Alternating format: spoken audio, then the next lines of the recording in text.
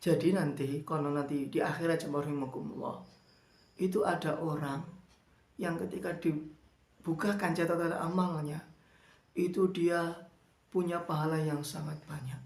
Ada pahala hafid Al-Quran, ada pahala haji dan umroh, ada pahala infak dan sodako. Maka orang tersebut terhidup, ya Allah, dulu ketika saya hidup di dunia, saya tidak pernah menghafal Al-Quran. Saya belum sempat ziarah Mekah, Madinah, haji maupun umroh. Saya tidak pernah sodako, bangun gedung, bangun sekolah, bangun pondok, ya Allah. Assalamualaikum warahmatullahi wabarakatuh. Bismillahirrahmanirrahim. Alhamdulillahi rabbil alamin. Alhamdulillahilladzi wakafa.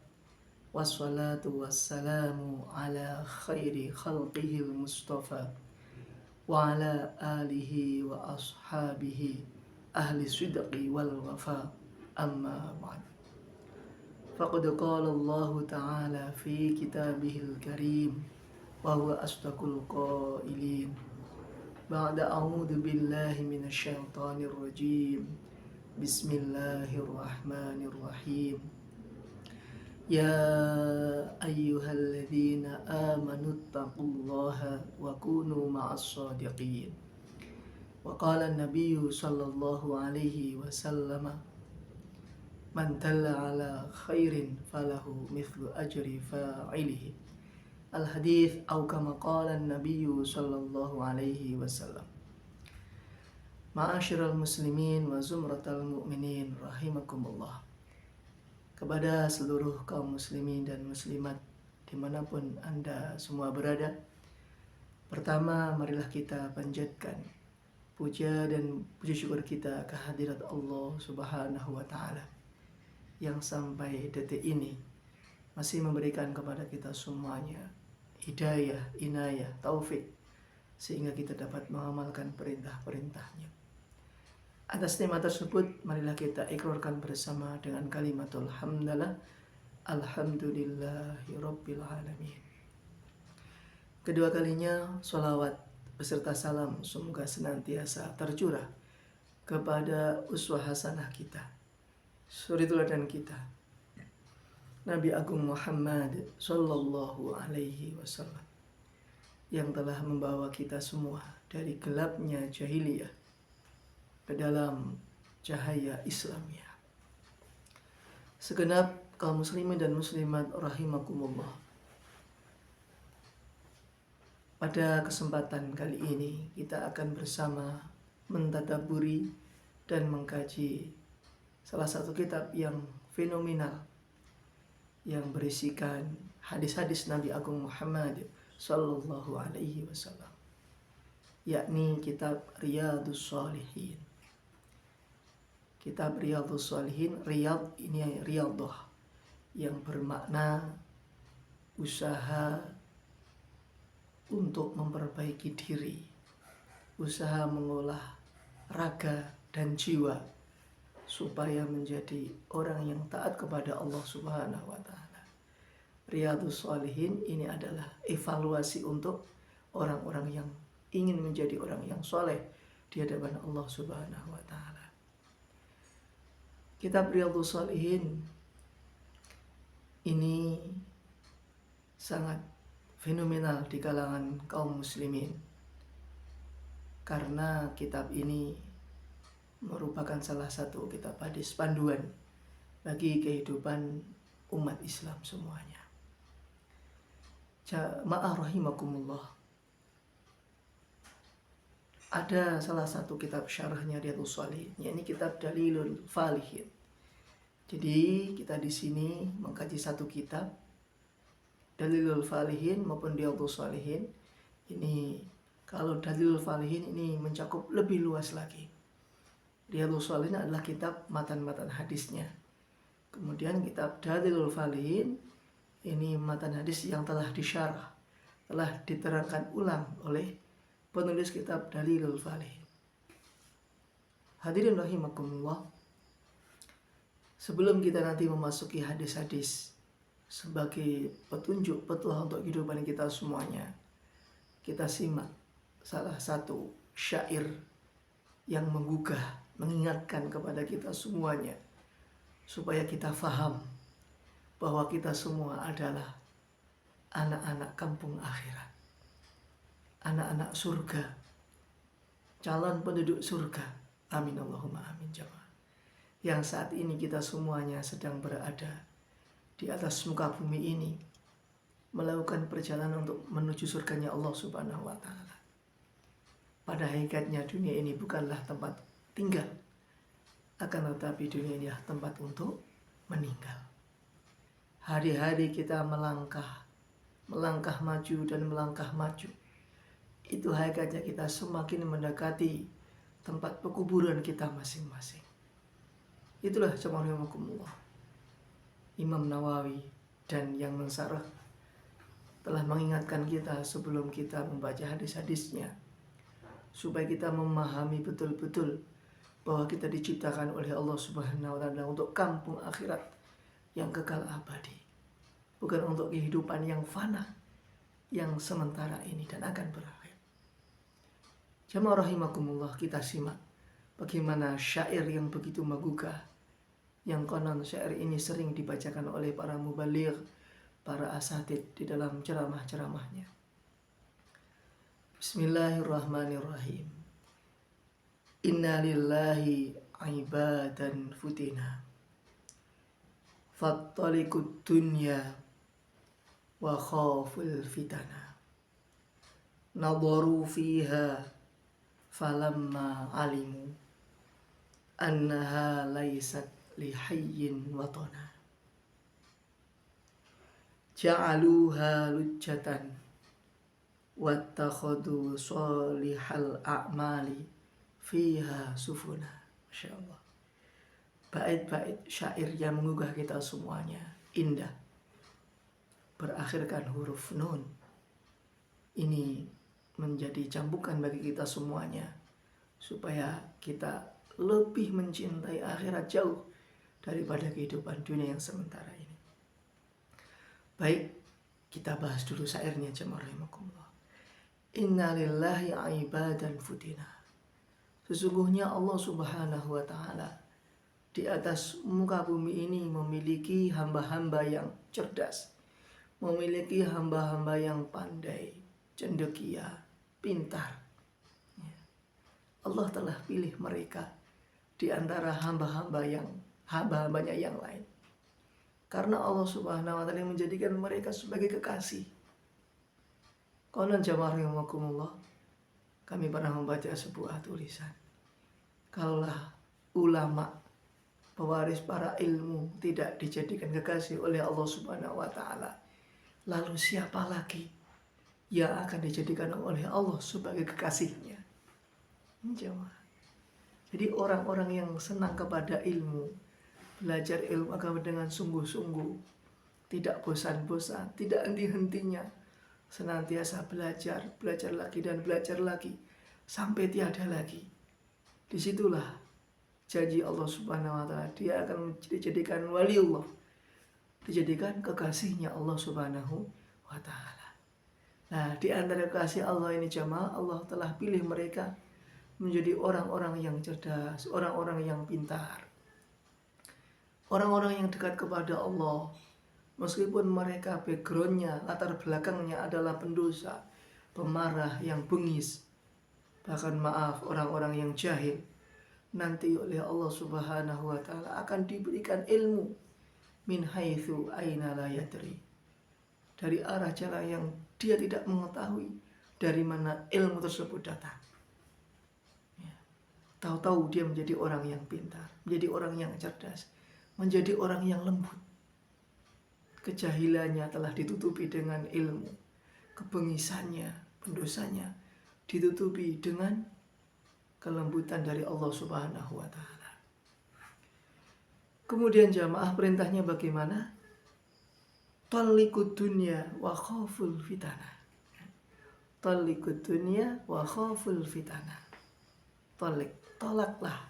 Talaklah dunia, ceraikanlah dunia. Cerai berapa? At-talaqu marratan. Cerai 2 ataupun cerai 3. tolaknya tolak bain, tidak mungkin rujuk lagi. Ya. Sudah berpisah ranjang dari dunia dan kenikmatannya. Kita sudah dinikmatkan dengan beribadah untuk mendapatkan ridho Allah Subhanahu wa Ta'ala. Mengapa kita masih enak-enak dengan kehidupan yang fana ini? Ya. Boleh jamaah, kami mohon maaf, kami tidak melarang untuk menjadi orang yang tidak. Tetapi jangan sampai harta, jabatan, ataupun yang lain itu melalaikan dari Allah Subhanahu wa Ta'ala. Itu yang tidak diperbolehkan. Kalau apa-apa yang melalaikan dari Allah, kita kurangi, bahkan kita tinggalkan. Seandainya itu mengingatkan kepada Allah, kita dekati, kita ambil. Ini yang kita hilangkan, rasa tamak kita, rasa rakus kita, cinta dunia, hubbud dunia. Perlu kita ganti menjadi hubbul akhirah, cinta kepada kampung akhirat. Dunia kita jadikan sebagai batu loncatan untuk akhiratnya Allah Subhanahu wa Ta'ala. Pemberian Allah kita gunakan supaya kita lebih semakin dekat kepada Allah Subhanahu wa Ta'ala. Mengapa jamaah? Supaya kita tidak terlalu bermesraan dengan dunia ini. Akibatnya di sini, wa khaful fitnah, supaya kita ada rasa takut, rasa was-was dari fitnah-fitnahnya dunia. Yang mana fitnah-fitnah dunia ini sangat besar. Berapa banyak orang yang selamat karena kemiskinan. Tetapi mohon maaf, berapa banyak orang yang celaka karena kekayaan. Dulu di saat miskinnya, di saat tidak punyanya, rajin sholat, rajin beribadah, rajin berjamaah. Giliran sedikit dikasih harta dikit sudah lupa jalan ke masjid, lupa berjamaah. Melalaikan kampung akhirat, sibuk dengan dunianya. Bagaimana jemaah rahimakumullah? Kemudian orang-orang yang cerdas tadi, orang kekasih-kasih Allah tadi, bagaimana sifatnya? Nadharu fiha, ketika mereka melihat kehidupan di muka bumi ini, falamma alimu, dan mereka mengetahui hakikat kehidupan yang ada di atas muka bumi ini, anna laysat lihayyin watana. Sungguh kehidupan yang hakiki ini bukan kehidupan dunia. Waton, tempat tinggal, watonun, negara, tempat tinggal kita ini bukan di dunia ini. Toh nanti juga kita akan dikubur di pekuburan. Jasad kita akan dimakan oleh belatung, tinggal tulang belulang. Arwah kita akan kembali pada Allah Subhanahu wa Ta'ala. Di sanalah kamu akhirat, hakikatul auton, kampung yang hakiki. Kehidupan kita yang hakiki pun kehidupan alam akhirat. Sedangkan kehidupan dunia ini adalah gambaran, bayangan yang semu, yang terbatas waktunya. Kemudian sifat-sifat orang yang cendekia tadi, ja'aluha lujjatan. Mereka semuanya menjadikan dunia ini sebagai bekal untuk kampung akhirat, sebagai batu loncatan untuk kampung akhirat, sebagai sesuatu yang akan mendekatkan diri pada Allah Subhanahu wa Ta'ala. Wattakhadhu sholihal a'mali fiha sufuna. Dan orang-orang yang soleh tadi, yang cerdas tadi, menjadikan amal soleh sebagai safinah, sebagai kendaraan yang akan menyelamatkan kita nanti di yaumil hisab, di yaumil mizan, di kampung akhirat. Kita semuanya akan menaiki kapal. Wujudnya bagaimana? Wujudnya adalah amal-amal soleh.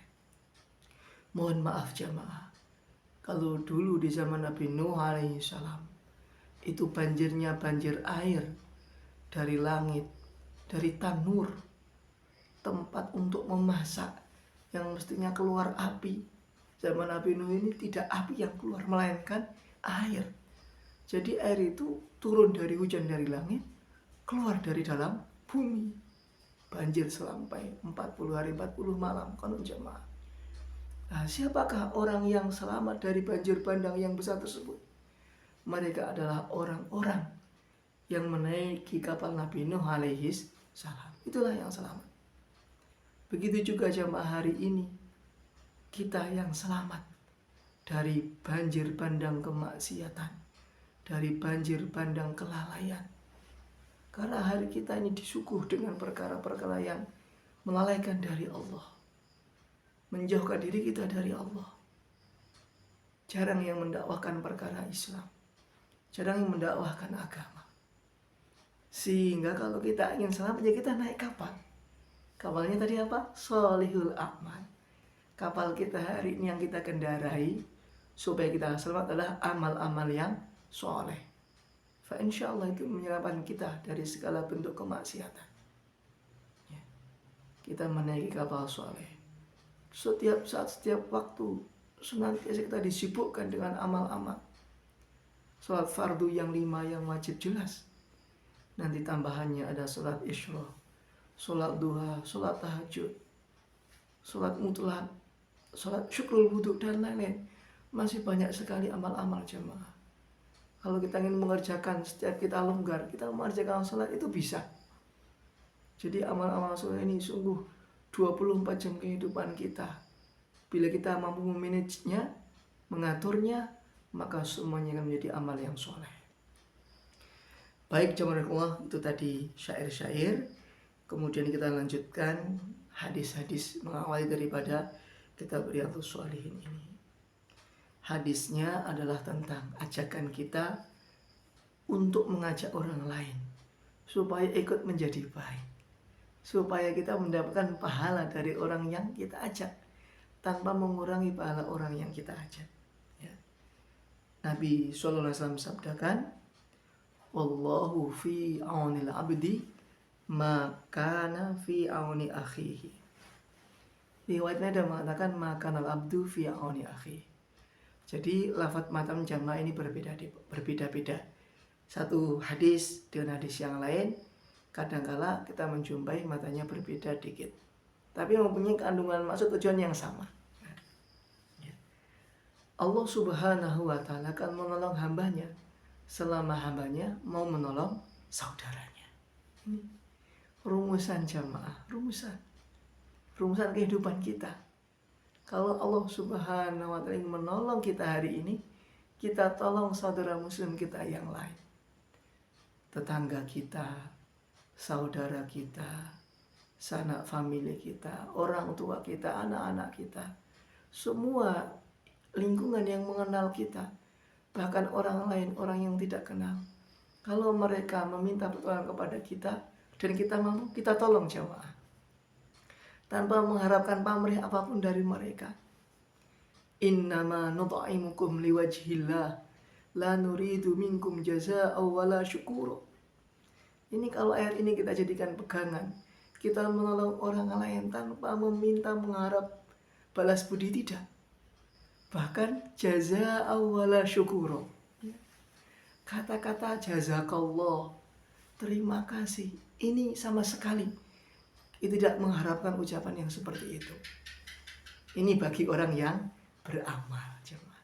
Tapi bagi orang yang dibantu bagaimana? Seluasnya, selayaknya, sewajarnya orang yang dibantu mendoakan orang yang membantu. Jazakallah, jazakumullah khairal kasir khairal jaza.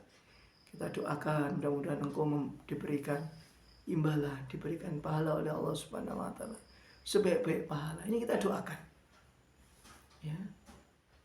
Tetapi bagi yang beramal seperti Al-Quran tadi, tidak mengharapkan apa-apa, hanya mengharapkan ridho Allah Subhanahu wa Ta'ala. Ini level yang paling tinggi itu jamaah. Kalau mohon maaf, kalau hari ini kan kita levelnya masih biasa-biasa ya. Kalau kita membantu, kita nanti ujung-ujungnya juga pengen dibantu. Jadi ini adalah mukafa'ah imal balik yang pas seperti itu.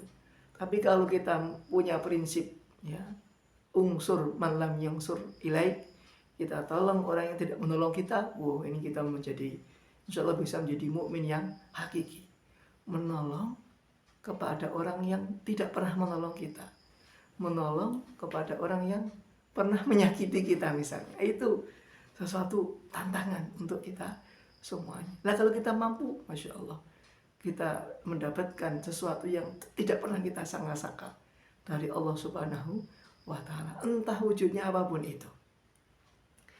Kemudian jamaah, Nabi juga sabdakan, man dalla ala khairin falahu mithlu ajri fa'ilihi. Barang siapa yang menunjukkan kepada suatu kebaikan, maka baginya pahala seperti orang yang mengerjakannya. Konon di riwayat yang lain itu ada lafaz menambahkan tanpa mengurangi orang yang diajak untuk beramal. Inilah pahala dakwah, pahala kita mau mengajak orang lain. Kalau dakwah dengan taklim berbeda jemaah. Kalau dakwah itu tidak butuh harus pintar, tidak. Asal kita mau ajak, yang diajak mau dapat pahala seperti itu. Tapi kalau taklim ini harus pintar, harus mengetahui ilmunya terlebih dahulu. Ini baru taklim. Kalau untuk dakwah kepada siapapun, semua umat Islam silakan berdakwah, silakan bertabligh, ajak. Kalau orang yang kita ajak mau manut dengan ajakan kita, dia menjadi sholat berjamaah, dia menjadi rajin bersedekah, dia menjadi niat untuk haji dan umroh, maka pahala-pahala mereka akan kita juga mendapatkan pahala seperti yang telah mereka kerjakan. Jadi nanti di akhirat jemaah itu ada orang yang ketika dibukakan catatan amalnya, itu dia punya pahala yang sangat banyak. Ada pahala hafid Al-Quran, ada pahala haji dan umroh, ada pahala infak dan sodako. Maka orang tersebut terheran, ya Allah, dulu ketika saya hidup di dunia saya tidak pernah menghafal Al-Quran, saya belum sempat ziarah Mekah Madinah, haji maupun umroh, saya tidak pernah sodako, bangun gedung, bangun sekolah, bangun pondok, ya Allah, dari mana pahala-pahala ini ya Allah?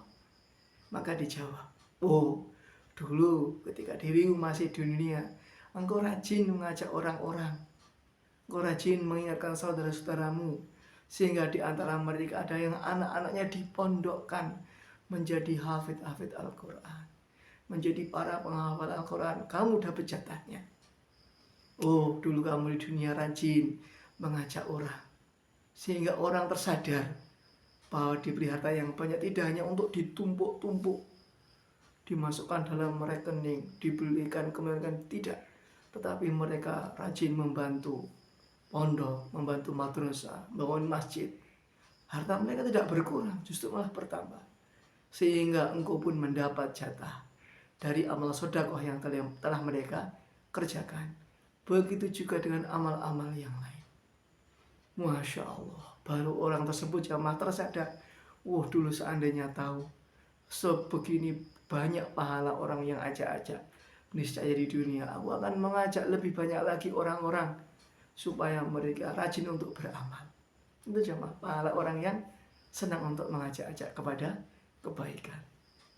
Mohon maaf jamaah rahimakumullah, kebaikan yang kita ajak dan dikerjakan orang lain itu mendapatkan pahala. Begitu juga dengan ajak-ajak kepada kemaksiatan, ya, kepada dosa, kepada lembah hitam. Kalau orang kok senang mengajak orang lain kepada kemaksiatan, maka dosa yang dikerjakan itu juga menjadi dosa jariah. Ya.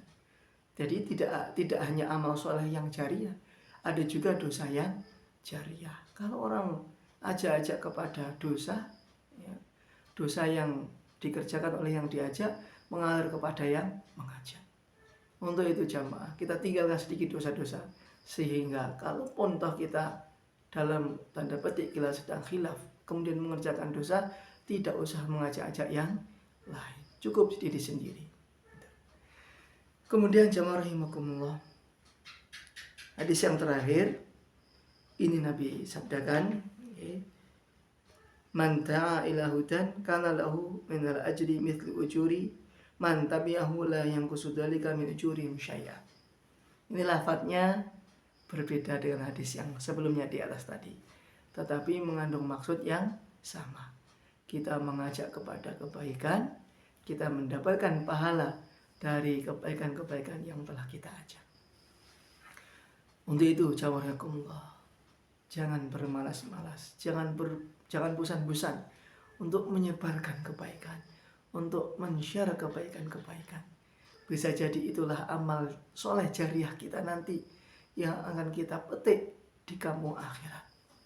Di saat kita sudah tutup usia, tapi pahala yang kita perbuat, amal soleh yang kita perbuat, mendatangkan pahala dari Allah Subhanahu wa Ta'ala yang berkelanjutan, terus menerus, tidak ada putusnya.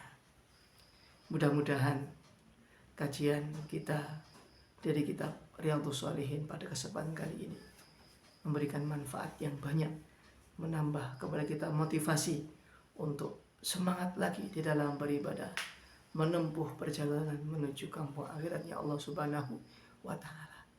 Sekian dan terima kasih jamaah rahimakumullah. Jumpa lagi dalam pertemuan mendatang. Jangan lupa share video ini kepada seluruh family, sanak saudara untuk menebar kebaikan. Kita menge-share video ini, insya Allah berarti kita mengajak orang lain juga ikut di dalam andil di dalam menyebarkan kebaikan. Ilahuna Allahul muwafiq ila aqwamit thoriq fastabiqul khairat ma'asalamah fi amanillah. Wassalamualaikum warahmatullahi wabarakatuh.